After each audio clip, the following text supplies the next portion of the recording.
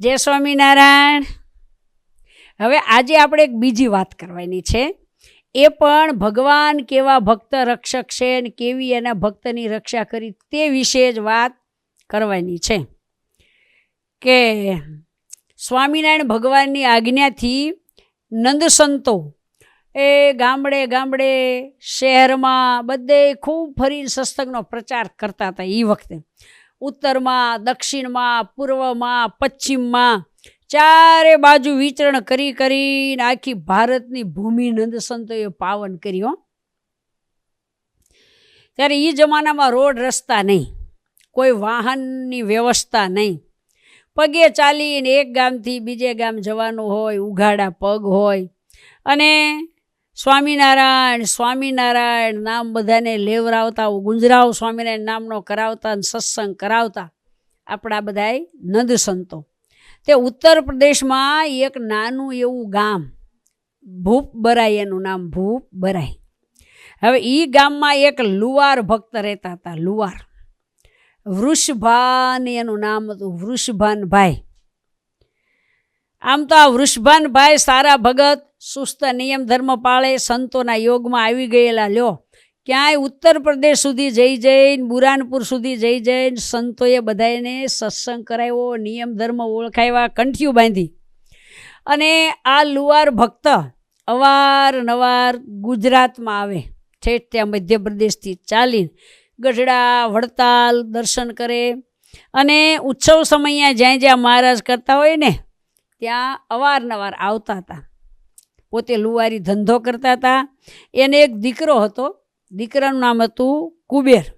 પણ આ કુબેર પણ એના બાપુજી જેવો ખરેખરો નિષ્ઠાવાન ભગવાનનો ભગત હતો અને નિયમ ધર્મ પાળે, પૂજા પાઠ કરે, એવું બધું કરતો હતો.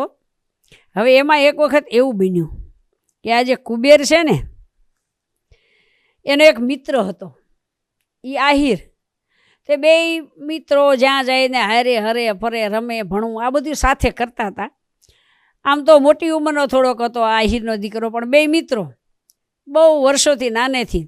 તે એક વખત આ આહિરનો દીકરો એટલે આ કુબેરનો મિત્ર કે હાલને કુબેર કે આપણે ખેતર ચણાના ઓળા ખાવા જઈએ, કે હાલો. તે બે એને ખેતર ચણ્યા હશે, તે ઓળા ખાવાને બાને બે ખેતરમાં ગયા. પણ હવે આ લુવાર જે ભક્ત હતા વૃષભાનભાઈ, એ સુખી, એટલે દીકરો એકનો એક, એટલે આમ ઘરેણા પહેરાવેલા હશે, હાથમાં વીંટિયું, પહોંચી, ડોકમાં દોરો, આવું બધું ઘરેણા પહેરેલા. હવે વાડીએ ગયા, ઓળો પાડ્યો, ખાધો, પણ આ બધું ઘરેણું જોઈને વાડીએ તો બીજું કોઈ ખેતર હતું નહીં. આ બે મિત્રો જ હતા, એક આહિરનો દીકરો અને એક આ કુબેર. મનમાં થયું કે આને જો ઠેકાણે પાડી દઉં ને બધા ઘરેણા લઈ લો. આવી એની દાનત બગડી. કોને ક્યારે કેવી દાનત બગડે છે બોલો. અને એવી દાનત પોતે બે મિત્રો હતા અને દાનત બગડી. તે હવે આ હતો 25 વર્ષનો આહિર અને આ કુબેર હતો 12 વર્ષનો, એટલો બધો ફેર. એટલે પછી એણે શું કર્યું કે એને પહેલાં એ મનમાં થયું કે આને પહેલાં ગળે સરી મારી દઉં, બેસું થઈ જાય અને પછી દાગીના કાઢી લઉં. તેને ઊભો હશે ને બાજુમાં ખાડો, તેને ધક્કો માર્યો ને તે ખાડામાં પડી ગયો. તે ઓલો ઠેકડો મારીને ખાડામાં પડી અને સીધો સરો કાઢ્યો. આમ ગળે સરો મારવા જાય છે ત્યાં તો છોકરો સત્સંગી અને એ જાણી ગયો કે આ મને મારવાનો લાગે છે. એટલે એણે એકદમ બૂમ પાડી, મહારાજ, હે દયાળુ, હે સ્વામિનારાયણ, મને બચાવો.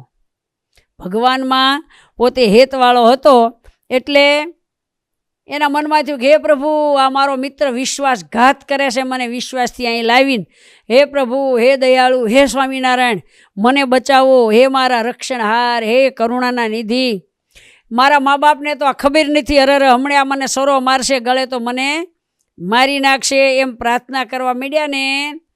કૃપા કરો ભગવાન ભક્તપતિ, કૃપા કરો ભગવાન, માતને તાત તુલ્ય તમે સો, સેવક બાળ સમાન ભક્તપતિ, કૃપા કરો ભગવાન. એમ પ્રાર્થના કરવા માંડ્યો. બરોબર આપતકાળમાં પ્રભુ રક્ષા કરો, આમ તાત્કાલિક પધારી ગયા. તરત જ મહારાજ છે ને આમ ઘોડે ચડીને આવ્યા. પણ એક નહીં હો, 50 ઘોડા અને હાકોટો કર્યો સીધો. આમ જ્યાં આમ સરી મારવા જાય છે ને ત્યાં ખબરદાર મારતા નહીં. અને એમ કીધું ને ત્યાં તો ઓલો આયરનો છોકરો ધ્રુજવા મળ્યો ને હાથમાંથી સરોય પડી ગયો.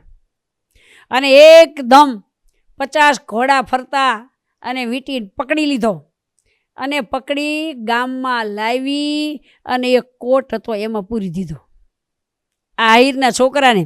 અને પછી મહારાજ એ હાથી લઈ અને ગયા ખાડામાં પડ્યો હતો. હાથી એના હૂંઢ વડે આ કુબેરને બહાર કાઢ્યો અને હાથીની હૂંઢ વડે બહાર કાઢી અને ગળે સરી થોડીક અડી ગયેલી. ઓલા મારવા ગયો આમ ગળે સરી અડી ને ત્યાં મહારાજે હાંકોટો કર્યો ભાગી ગયો, પણ સરી થોડીક વાગી. ભગવાને એને પાટો બાંધી દીધો, ગળે પાટો બાંધી દીધો અને કુબેરને ઘરે મૂકી આવ્યા. કુબેરને આ વૃષભાનું ભાઈને ઘરે એને ખડકી પાસે મૂકીને મહારાજ અદૃશ્ય થઈ ગયા. છોકરો ઘરે આવ્યો અને એના બાપાએ પૂછ્યું કે લે ચણ્યા ખાવા ગયા હતા ને આ ગળે શું થયું તને? છોકરો કે બાપુજી બેસો વાત કરું. પછી બધી અથથી ઈતી સુધી કે મને ચણ્યા ખાવા લઈ ગયો અને મને મારવાની તૈયારી કરી, પણ એનું કારણ આ મારા હાથમાં પહોંચીને ઘરેડાને હતા. ત્યાં તો મહારાજ આવ્યા, એને લઈ ગયા, ઢળીને કોટમાં પૂરી દીધો, હાથીની અંબાડી હૂંઢે કરીને મને ખાડામાંથી કાઢ્યો અને મને આપણી ખડકી સુધી મૂકી ગયા. આવી બધી આ છોકરાએ બધી વાત કરી ત્યારે કહેવા લાગ્યા કે ઓહો ભગવાન કેટલા દયાળુ છે. ઘોડા એટલા બધા લઈને ઘોડે સવાર લઈને આવ્યા ને મારા દીકરાની રક્ષા કરી. વાહ પ્રભુ, વાહ દયાળુ, તમે કેવા આવીને રક્ષા કરો છો. એના બાપને પણ ખૂબ ગુણ આવ્યો, પ્રભુએ મારા દીકરાને બચાવ્યો અને કુબેર પણ ખૂબ રાજી થઈ ગયો.